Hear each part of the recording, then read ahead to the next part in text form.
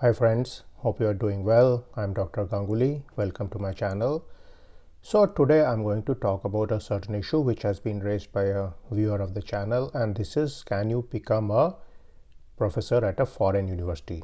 So this question essentially says that maybe you are somebody who has done a PhD degree in a certain country and you want to become a professor at a foreign university. So typically I'm thinking here about assistant professor, and also there are certain conditions where you can even go for higher ranks such as associate professor and so on. So I'm going to discuss various things in this video. I'm going to probably divide it into 6 or 7 points, so do stay till the end of the video to figure out all these different aspects. Now, some of the things which I'm going to say may seem to be somewhat harsh to some people, but I'm telling you the truth, and so do not be very perturbed by any of these things. So let's start with the reason why many a time universities like to recruit foreign people. So these may be foreign students, these may be foreign PhDs as professors and so on. Now, of course, one of the reasons is that they often find a good level of technical competence in such people. A lot of scholars are out there in the foreign countries, and these people can contribute a lot to the university. Also remember that in many cases the people who do the ranking, for example the QS ranking, the other rankings which are there such as the Times ranking and so on of the different universities, they like to see a certain percentage of the student body, of the faculty body, to be foreign born people. So that's something which also motivates various universities around the world to recruit foreign professors. For example, there are special programs in places such as Korea, such as Singapore, even China and Japan to recruit foreign professors.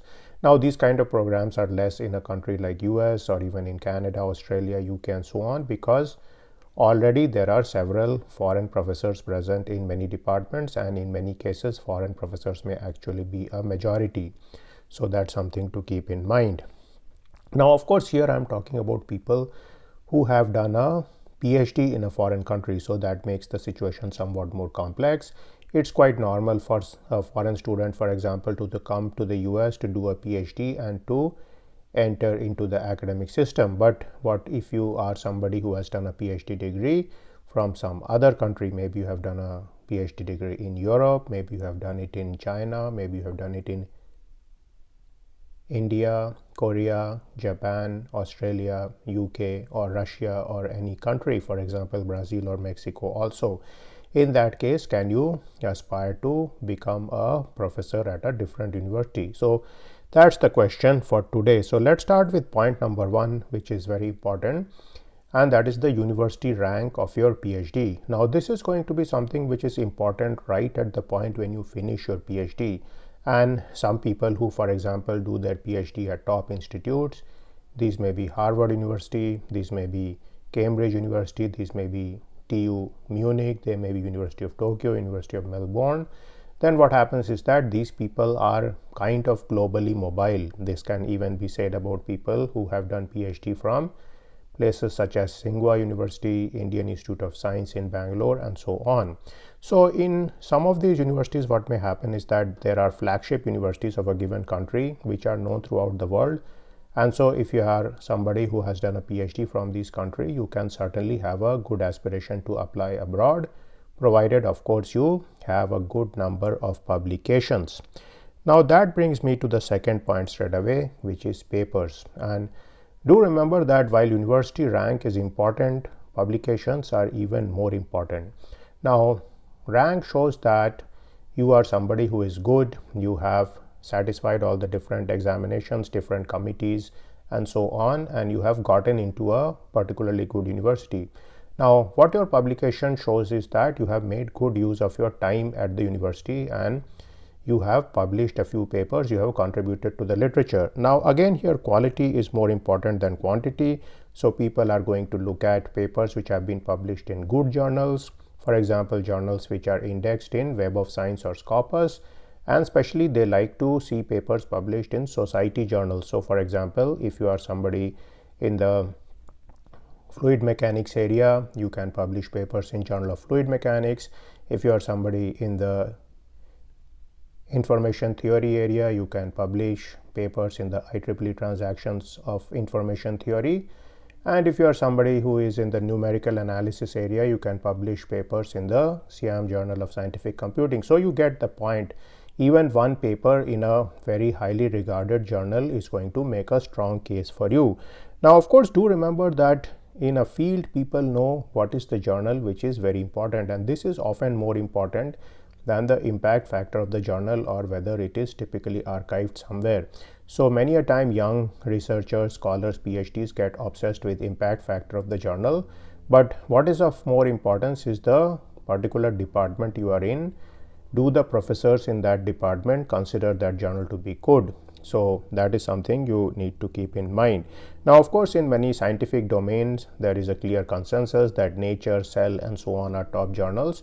But many engineering, social science, humanities domain have their own journals. So you need to keep in mind what is the precise journal which is considered to be good in your field.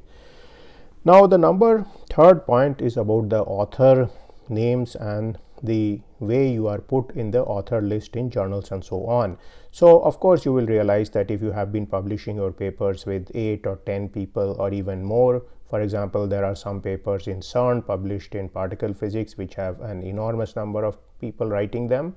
That may be okay for one paper, but a majority of your papers should be written with your PhD supervisor, and maybe later it can be written with somebody else also, maybe a postdoc advisor or so on. But do remember that it's very important to make sure that you are number one in this author list. So many a time I have said that you need to explicitly talk to your PhD supervisor so that you should be number one in terms of the publication list, because what happens is that if you are number two, there are people around the world who may construe that you did not do most of the thinking process behind the work. The thinking process was done by the supervisor. So make sure that you are somebody who is number one. Now, of course, it may be that the supervisor planted the first seed of thought into your mind, but later work typically often comes out by discussions between the supervisor and the student finally becomes a bigger expert than the PhD advisor at the end of the PhD process, or that is something which should happen, especially because you are doing a PhD in a very narrow area. So always remember that it's virtually impossible for any professor to be such an expert in a narrow area as the PhD student has become. Now, the fourth issue is something which is very important, particularly if you have done your PhD from a lower ranked university or from a country which is not considered to be one of the top countries in the field. Now, of course, there are several countries which are well known in various domains. I'm going to put a video at the end of this particular video in the end screen about the 15 top countries in terms of publishing papers. For example, in the STEM discipline, these countries are pretty well known, but if you are from countries which are not in this particular list, then postdoc becomes even more important. And I have, of course, made a plethora of videos on postdoc. Postdoc is going to boost your brand name. So whatever the brand name of your PhD university, if you do postdoc from a top university, that's going to supplant the particular brand name you had for your PhD university. So this is going to boost your CV. Very often you will also publish a few papers from your postdoc, which is going to help. And also your postdoc supervisor may be somebody who will help you in terms of references and so on. Now, one of the biggest advantage of doing postdoc is that you can actually move globally to the location where you actually want to become this professor. So for example, if you have a PhD degree from a certain country, you can move to a different country for your postdoc. And this should be the country where you typically want to get the professor job, because do remember that when universities put out advertisements for jobs, they would expect the people to apply locally. Now, in certain cases, they may fund a person to come from abroad, but that is rather rare because it's very expensive. So in many cases, you're being present in a particular country, whether you have come for a postdoc, whether you have come for a sabbatical, is always something which is very advantageous, because then the various interview processes and all can treat you as if you are a local candidate.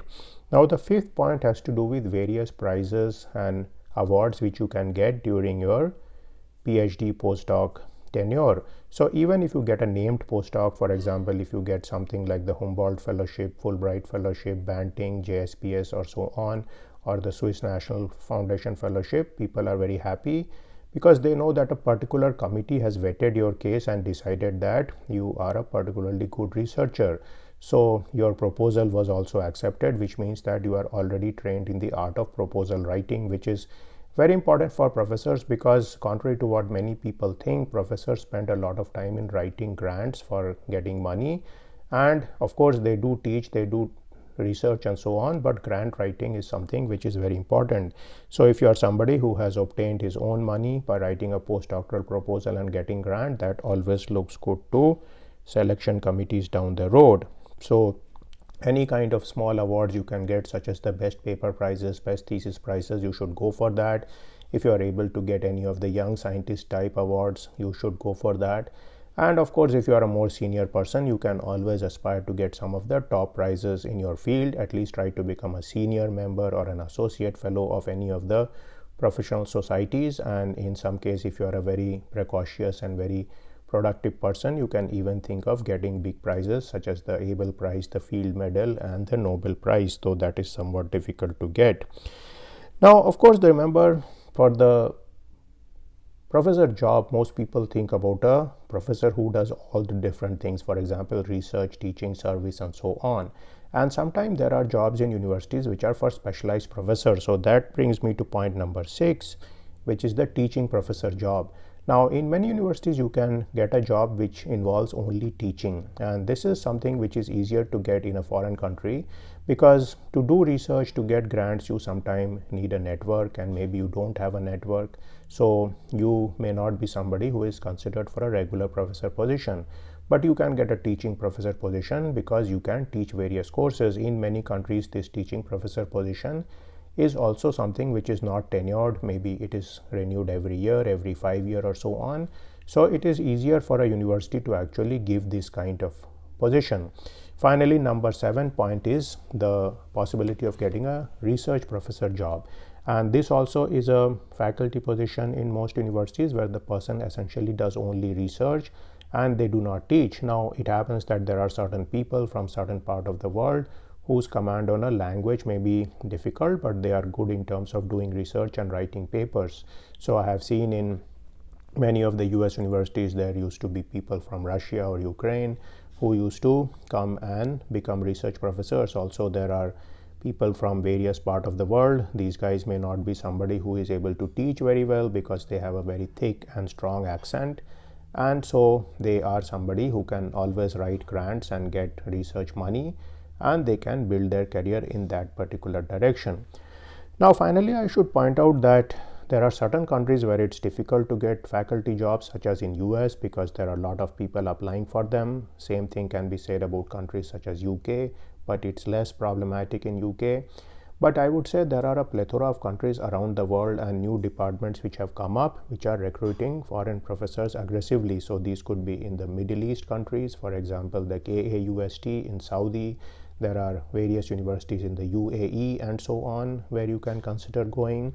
And also there are universities in, for example, Korea, Japan, China, which are always trying to recruit people. Similarly, if you are somebody in various Western countries, maybe you are not able to get jobs there, you can think of applying to some of the BRICS countries because they are also trying to recruit various foreign professors there. Sometimes you may be able to get a permanent job, sometimes these may be jobs which are on contract basis, and you may be able to work there for a few years. So I know many people who have obtained jobs in places such as Singapore, Malaysia, Vietnam, and so on. So various possibilities are out there. Always remember that the main thing to keep in mind is to have a good publication record and also to slowly build your network so that you can have 3 good letters of reference, preferably from global experts in the field. So I have again made various videos on these topics, how to cultivate references and so on. So you can take a look at all these things. For example, in my academia playlist, there are a lot of such useful videos. I'm going to put several videos on the end screen which are going to help you further on your research and education journey. And I will see you in a new video sometime soon. See you then.